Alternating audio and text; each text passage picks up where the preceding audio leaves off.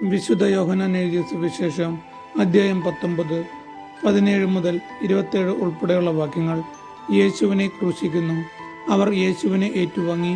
അവൻ സ്വയം കുരിശും ചുമന്നുകൊണ്ട് തലയോടിടം ഹെബ്രായ ഭാഷയിൽ ഗൊൽഗൊൽത്ത എന്ന് വിളിക്കപ്പെടുന്ന സ്ഥലത്തേക്ക് പോയി. അവിടെ അവർ അവനെ ക്രൂശിച്ചു, അവനോടൊപ്പം മറ്റു 2 പേരെയും, യേശുവിനെ മധ്യത്തിലും അവരെ ഇരുവശങ്ങളിലായും. പീലാത്തോസ് ഒരു ശീർഷകം എഴുതി കുരിശിന് മുകളിൽ വെച്ചു.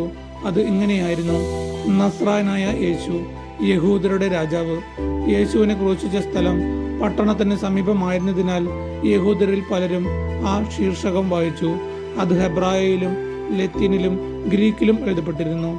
യഹൂദരുടെ പുരോഹിത പ്രമുഖന്മാർ പീലാത്തോസിനോട് പറഞ്ഞു, യഹൂദരുടെ രാജാവ് എന്നല്ല, യഹൂദരുടെ രാജാവ് ഞാനാണ് എന്ന് അവൻ പറഞ്ഞു എന്നാണ് എഴുതേണ്ടത്. പീലാത്തോസ് പറഞ്ഞു, ഞാൻ എഴുതിയത് എഴുതി. പടയാളികൾ യേശുവിനെ ക്രൂശിച്ചതിനു ശേഷം അവന്റെ വസ്ത്രങ്ങൾ 4 ഭാഗിച്ചു. ഓരോ പടയാളിക്കും ഓരോ ഭാഗം. അവന്റെ അങ്കിയും അവർ എടുത്തു. അതാകട്ടെ തുന്നലില്ലാതെ മുകൾ മുതൽ അടിവരെ നെയ്തുണ്ടാക്കിയതായിരുന്നു.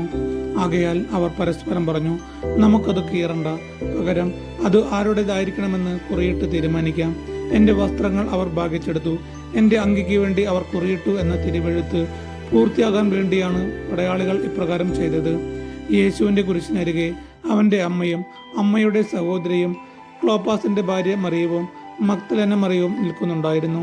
യേശു തന്റെ അമ്മയും താൻ സ്നേഹിച്ച ശിഷ്യനും അടുത്തു നിൽക്കുന്നത് കണ്ട് അമ്മയോട് പറഞ്ഞു, സ്ത്രീയെ, ഇതാ നിന്റെ മകൻ.